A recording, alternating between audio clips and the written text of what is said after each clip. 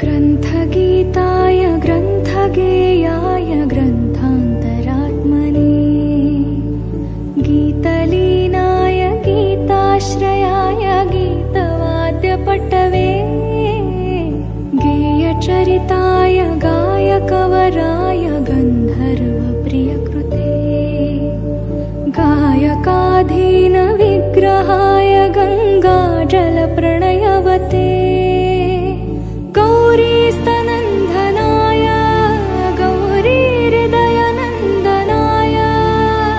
गौरभानुसुताय गौरीगणेश्वराय